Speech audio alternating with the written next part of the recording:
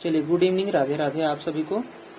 हम जीन पियाजे के क्लास यानी कि पार्ट 2 में पढ़ने वाले हैं हम लोग मूर्त संक्रियात्मक अवस्था। इससे पहले हमने पाक संक्रियात्मक अवस्था को पढ़ लिया है ना। पाक संक्रियात्मक अवस्था के 2 स्टेजेस भी देख लिए।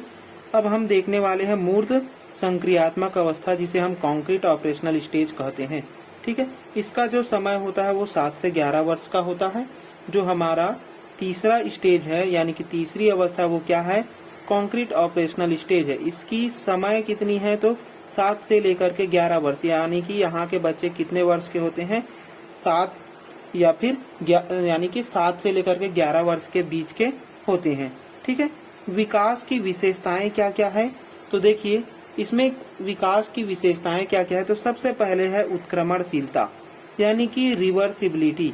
वहां पर रिवर्सिबिलिटी यानी कि जो उत्क्रमणशीलता है उसका हमें क्या नहीं मिला था? पलटावी गुण नहीं मिला था। पलटावी गुण कहने का मतलब है कि वहां पर हमने क्या नहीं देखा कि उत्क्रमणशीलता वहां पर बच्चे में नहीं विकास हुआ था, है ना।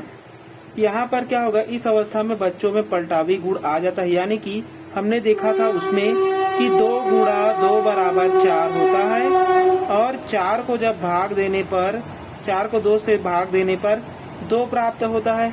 यानी कि अब जो बच्चा होता है 7 से लेकर के 11 वर्ष का, वो क्या होता है? इन नियमों को जानता है और इन नियमों के पीछे जो तर्क है उसको क्या करने लग जाता है? समझने लग जाता है, यानी कि उसमें विकास हो जाता है। तो इसी को हम क्या कहते हैं? उत्क्रमणशीलता या रिवर्सिबिलिटी कहते हैं। ठीक है, दूसरा है हमारा संरक्षण। संरक्षण को हम क्या कह रहे हैं? कंजर्वेशन। ठीक है, कंजर्वेशन होता क्या है? मूर्त संक्रियात्मक में, देखिए, मूर्त संक्रियात्मक में बच्चों में लंबाई, द्रव्यमान, आयतन सभी का संरक्षण करना आ जाता है। यानी कि लंबाई के अनुसार 2 वस्तुओं में तुलना करना, द्रव्यमान के अनुसार 2 वस्तुओं में तुलना करना, आयतन के अनुसार 2 वस्तुओं में तुलना करना आना क्या कहलाएगा? उसका संरक्षण कहलाएगा। ठीक है, जैसे कि हमने देखा था कि ए और बी में बराबर मात्रा में पानी भरे थे, 1-1 लीटर, है ना।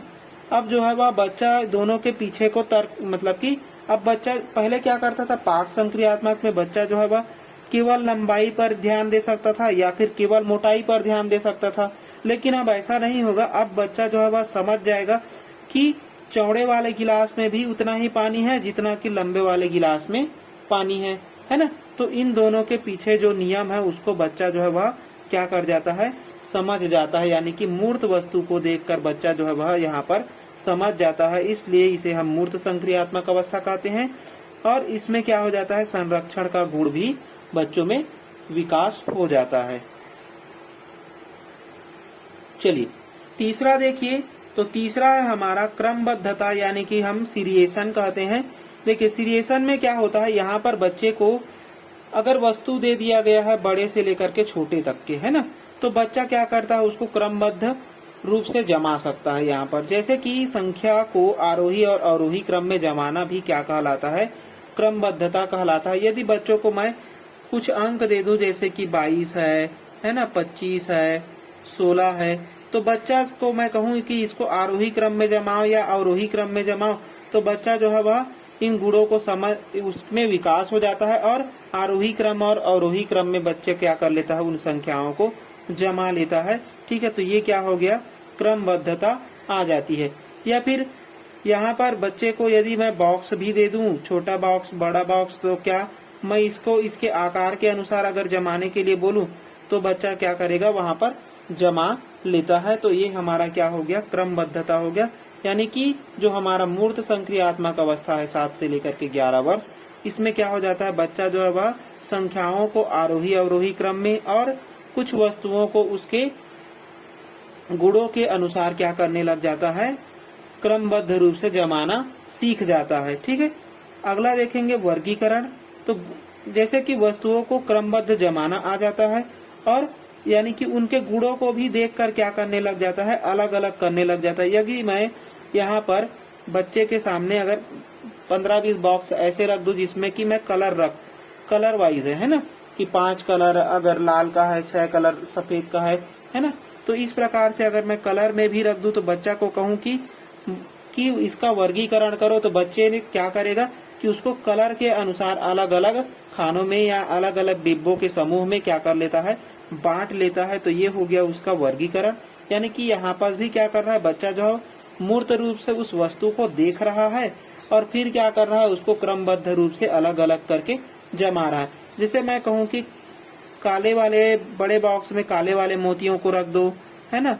अब मोती भी दे दिया रहूंगा, बहुत सारे मोती दे दूंगा रंग बिरंग का, और 2 डिब्बा दे दूंगा, एक में काले वाले मोती रख दो और एक में लाल वाले मोती रख दो बोलूंगा। यानी कि लाल या काले के अनुसार आपको जमाना है बोलूंगा, तो बच्चा क्या करेगा, उसका वर्गीकरण कर सकता है। ठीक है। या फिर इन दोनों को अगर मिक्स कर दूं, तो अगर मैं इनका वर्गीकरण करने को कहूं तो बच्चा क्या करेगा कि इसमें 2 कलर है, या तो मैं काले या लाल के रूप में मैं क्या कर सकता हूं, दोनों को अलग अलग कर सकता हूं। इस प्रकार से बच्चे में क्या हो गया, यहाँ पर वर्गीकरण का विकास हो गया। ये हमारा क्या हो गया, वस्तुओं का वर्गीकरण, उनके गुणों के आधार पर उसको अलग अलग करना क्या कहलाता है, वर्गीकरण कहलाता है। ठीक है। चलिए अगला देखिए 5वां पॉइंट। देखिए 5वां पॉइंट क्या है, सकर्मक क्रिया।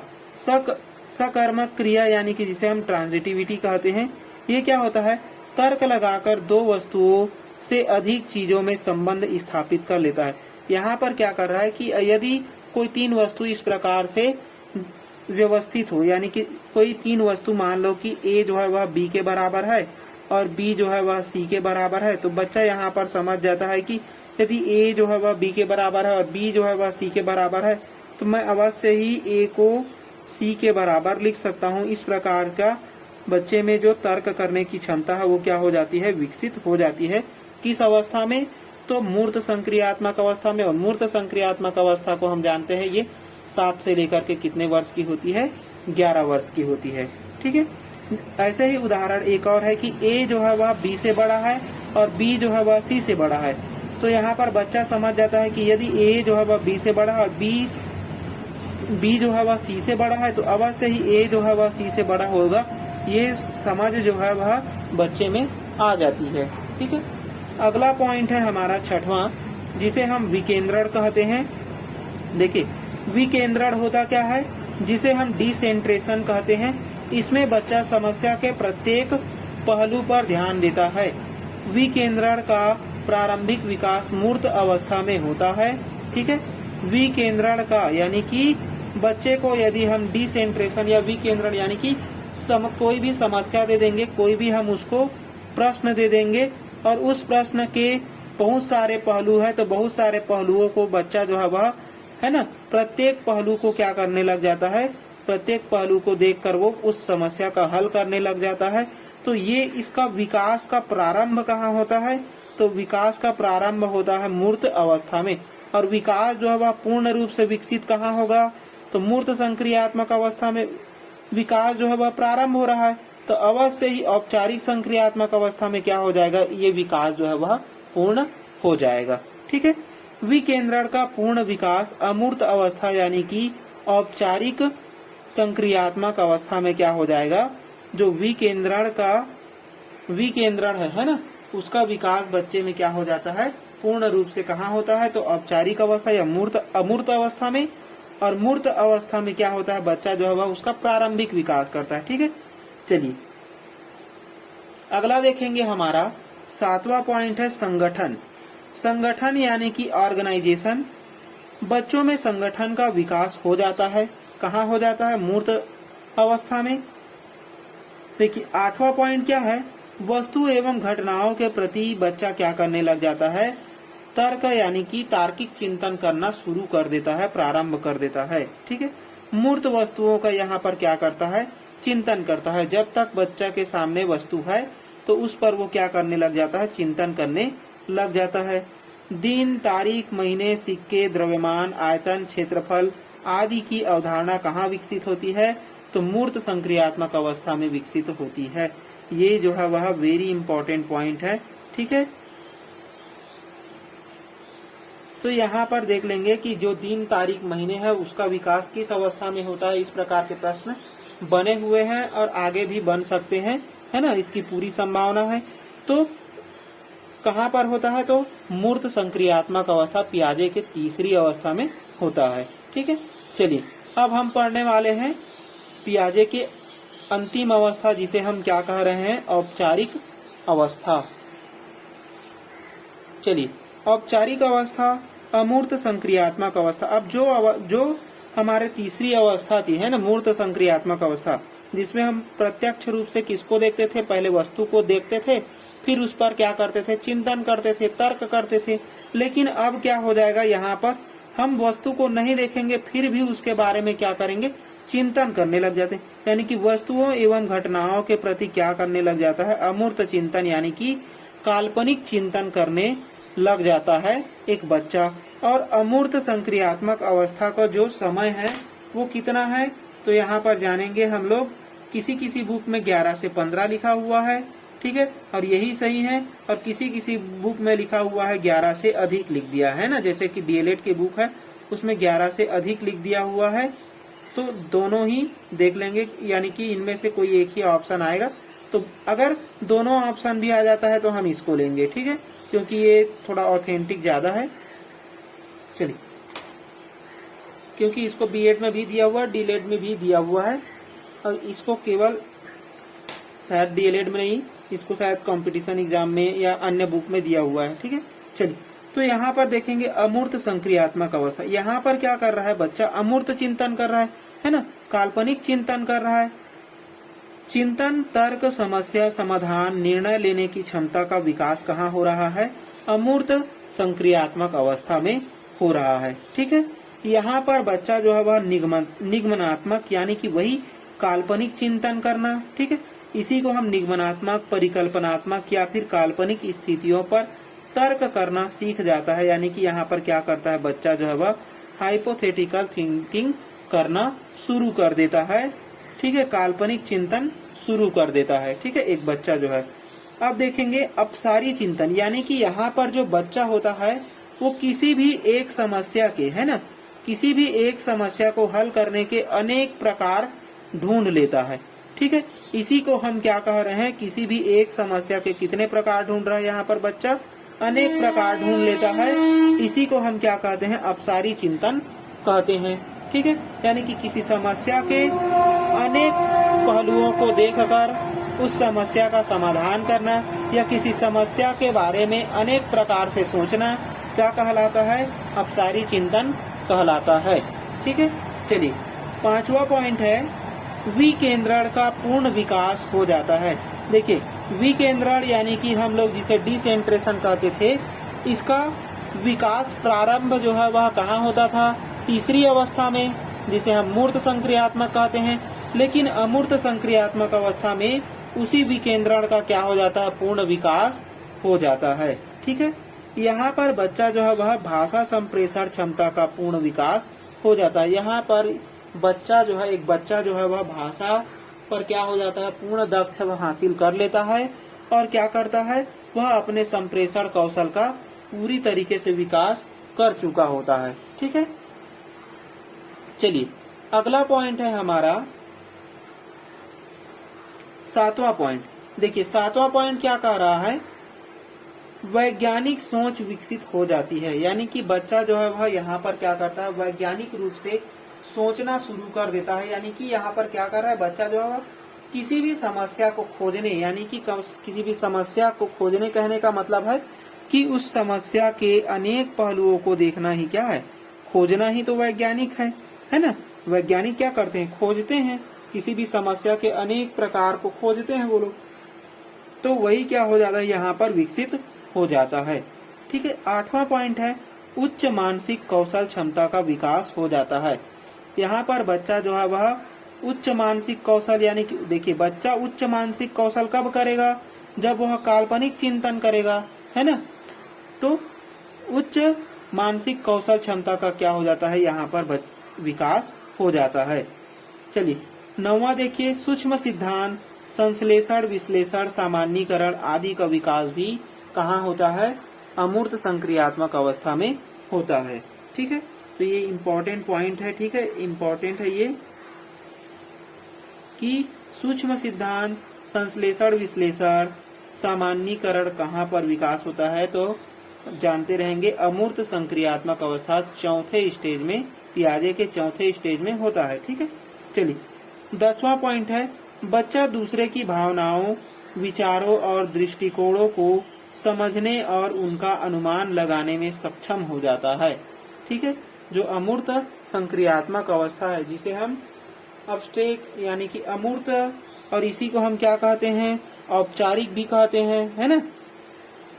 तो यहाँ पर बच्चा क्या कर रहा है कि अपनी भावनाओं को, है ना, विचारों को और दृष्टिकोणों को समझने या दूसरे की भावनाओं को समझने, यानी कि अपनी भावनाओं के साथ साथ दूसरे की भावनाओं को क्या करने लग जाता है, बच्चा जो है वह समझने लग जाता है, दूसरों का अनुमान लगाने लग जाता है, करने लग जाता है ना। तो इस प्रकार का विकास कहाँ होता है, तो अमूर्त संक्रियात्मक अवस्था में होता है। ठीक है, तो चलिए ये था हम इसमें सबसे इम्पोर्टेंट पॉइंट है 9वां। ठीक है, उच्च मानसिक क्षमता, वैज्ञानिक सोच। ठीक है, ये सभी आया हुआ प्रश्न है 1, 2, 3। और अपसारी चिंतन कहाँ पर करने लग जाता है बच्चा, तो अपसारी चिंतन जो है वह बच्चा जो है वह कहाँ करता है, अमूर्त संक्रियात्मक अवस्था में करता है। ठीक है, तो अपसारी यहाँ पर करता है, तो अभिसारी कहाँ करेगा, मूर्त संक्रियात्मक अवस्था में, क्योंकि वहां पर समस्या के केवल एक ही पहलू को देखता है बच्चा, है ना। ठीक है, चलिए तो ये था हमारा पियाजे की चौथी अवस्था। ठीक है, अब हम देखने वाले हैं पियाजे के संप्रत्यय के बारे में। देखिए यहाँ से तो आपको कम से कम 3 प्रश्न देखने को मिल जाएंगे और उसके संप्रत्यय से कम आपको 1 प्रश्न अवश्य देखने को मिल जाते हैं। ठीक है, यानी कि 1 प्रश्न तो आपको देखने को मिलेंगे, 1 से 2 भी बन सकते हैं, लेकिन यहाँ से आपको कम से कम 2 या 3 प्रश्न आपको देखने को मिलेंगे ही मिलेंगे। ठीक है, अगर बहुत कम दे देगा तो 2 देगा और बहुत ज्यादा भी देगा तो 4 देगा, उससे अधिक नहीं दे सकता, है ना। यानी कि 2 से लेकर के 4 प्रश्न यहाँ से आपके बन जाएंगे। ठीक है,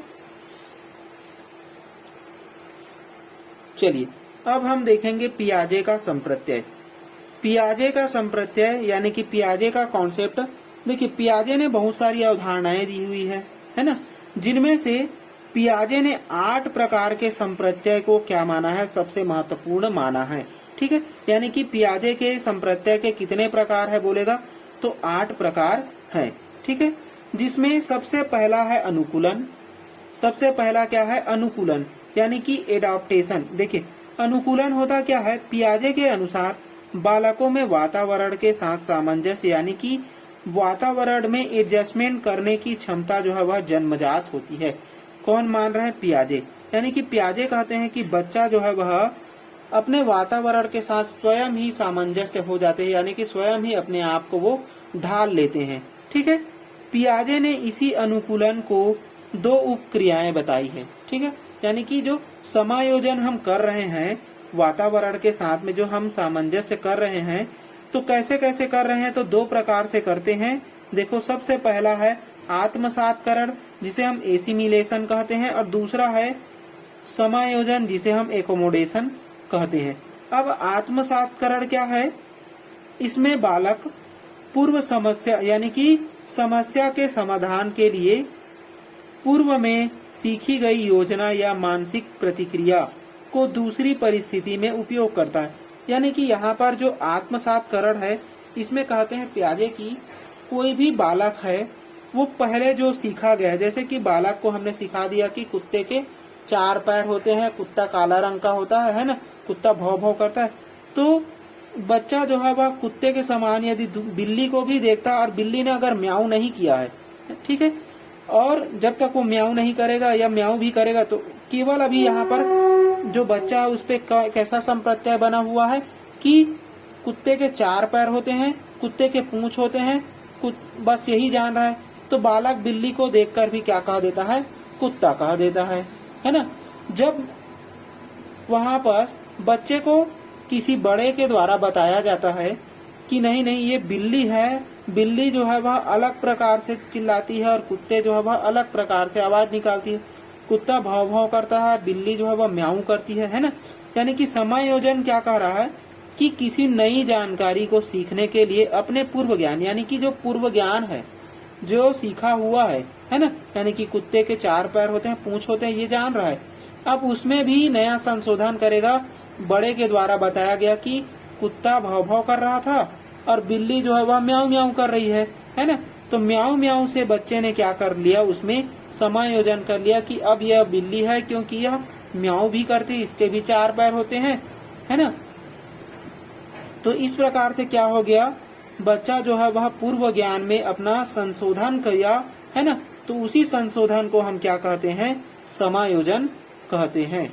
ठीक है, चलिए यहाँ पर देखिए, बालक कुत्ते के बारे में जानता है और बिल्ली को देखकर बिल्ली होने का बोध उसके अलग गुणों से करता है। यानी कि अब बालक जो है वह कुत्ते के बारे में तो जानता है, लेकिन जैसे ही उसने बिल्ली को देखा तो यह अब बिल्ली है बोला। क्यों? क्योंकि बिल्ली जो है वह उसके गुण अलग है और कुत्ते के गुण अलग है। उसको उसने क्या कर लिया था, आत्मसात, यानी कि समायोजन, सॉरी आत्मसात नहीं, समायोजन कर लिया था, है ना। चलिए अब देखिए दूसरा पॉइंट है साम्य धारण, जिसे हम इक्विलिब्रियम कहते हैं। देखिए यहाँ इक्विलिब्रिएशन किसे कहते हैं कि जैसे बच्चे ने क्या किया था, सबसे पहले आत्मसातकरण किया, है ना, कि पूर्व ज्ञान में जो सीखा था उसी ज्ञान के आधार पर उसने बिल्ली को भी कुत्ता कह दिया।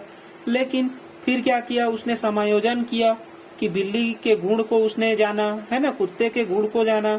अब उन्हीं दोनों के जो हमारे आत्मसातकरण है और समायोजन है, दोनों की प्रक्रिया के बीच में जो संतुलन स्थापित हुआ है, उसी संतुलन को क्या कहा जाता है, साम्य धारण कहा जाता है। क्या कहा जाता है, साम्य धारण क्या कहा जाता है। तो यानी कि यहाँ से हमने सीखा कि आत्मसात और समायोजन के बीच में जो संतुलन स्थापित होता है, उसी को हम क्या कहते हैं, आत्मसातकरण, यानी कि साम्य धारण, आत्मसातकरण और समायोजन के बीच में जो क्या किया, उसने संतुलन स्थापित किया, उसी को हम क्या कह रहे हैं, साम्य धारण कह रहे हैं। ठीक है, इसे मानसिक संतुलन की अवस्था कहते हैं। यानी कि यहाँ पर बच्चा ने क्या किया, अपने मन में एक संतुलन स्थापित कर लिया कि बिल्ली अलग होती है और कुत्ता अलग होती है, दोनों के गुण अलग होते हैं। इस पर उसने क्या किया, संतुलन स्थापित कर लिया। तो वो संतुलन क्या कहलाता है, साम्य धारण कहलाता है। ठीक है, यह आत्मनियंत्रण की प्रक्रिया है। यानी कि बच्चा जो है वह खुद को क्या कर रहा है, यहाँ पर आत्मनियंत्रण कर रहा है। ठीक है, चलिए अगला है संरक्षण।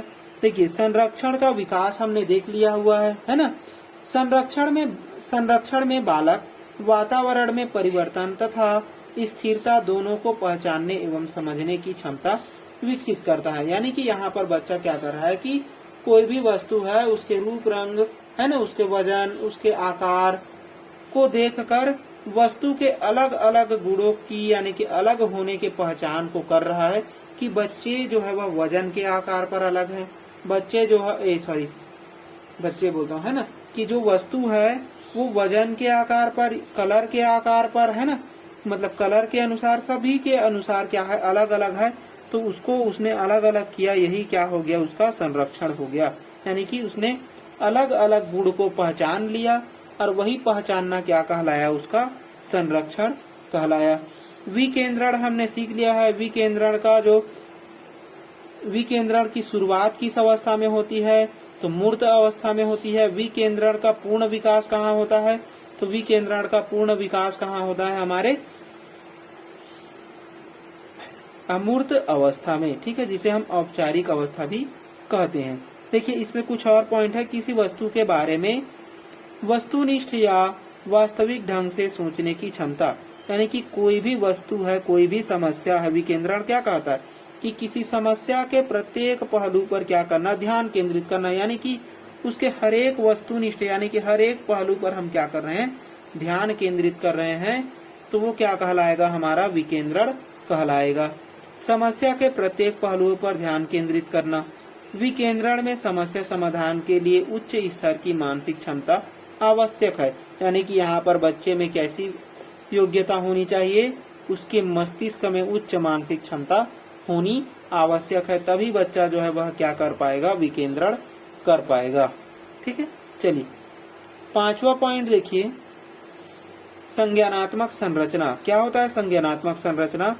किसी बालक की मानसिक संगठन व मानसिक क्षमताओं के सेट को संज्ञानात्मक संरचना कहते हैं।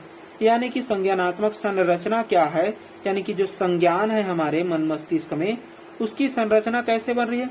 तो बालक की मानसिक संगठन व मानसिक क्षमता, यानी कि बच्चा जो भी मानसिक क्रियाएं कर रहा है, मानसिक जो क्षमताएं हैं, योग्यताएं हैं, उसमें उन योग्यताओं के सेट को, जैसे कि बच्चा जो है वह क्या कर रहा है, बर्तन भी बना लेता है, बच्चा पढ़ भी लेता है, बच्चा जो है वह लिख भी लेता है, तो बच्चा जो है वह किसी समस्या को हल भी कर लेता है, बच्चा साइकिल भी चला लेता है।